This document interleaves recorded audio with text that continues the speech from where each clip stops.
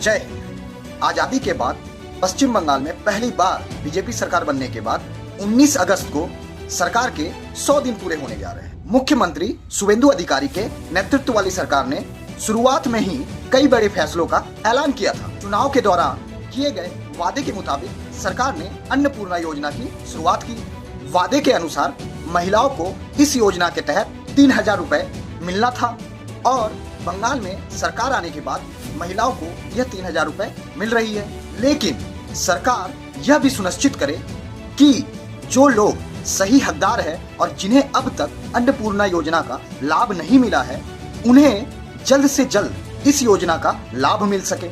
इसके अलावा सरकार आने के बाद आयुष्मान भारत को बंगाल में लागू करने की घोषणा की गई और यह हेल्थ केयर की दिशा में बहुत बड़ा कदम है, जिसमें प्रवासी मजदूर समेत 1,43,00,000 परिवारों के लिए हर साल 5 लाख तक का कैशलेस और पेपरलेस इलाज होगा। सबसे बड़े फैसलों में एक, भारत बांग्लादेश सीमा पर फेंसिंग के लिए बीएसएफ को जमीन उपलब्ध कराने की प्रक्रिया शुरू की गई। 9 सीमावर्ती जिलों में पहले ही बीएसएफ को 767 एकड़ की जमीन सौंपी जा चुकी है।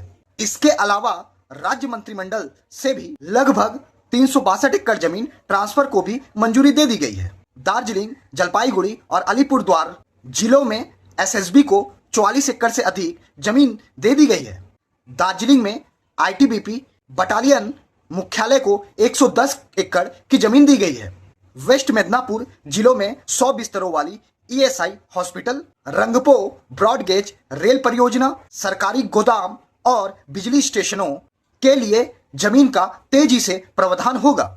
राज्य में बंद पड़े 16 बंद जूट मिलों को फिर से खोलना और विभिन्न प्रोजेक्ट्स और आधारशिलाओं का विवरण देना भी सरकार का मुख्य कामों में से एक रहा है।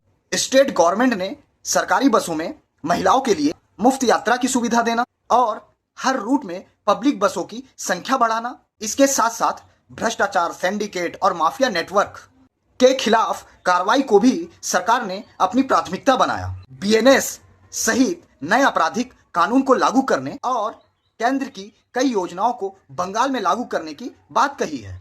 अब सवाल यह है कि आपके हिसाब से 100 दिनों में सरकार का सबसे बड़ा काम क्या रहा है? कमेंट्स जरूर करें। जय हिंद।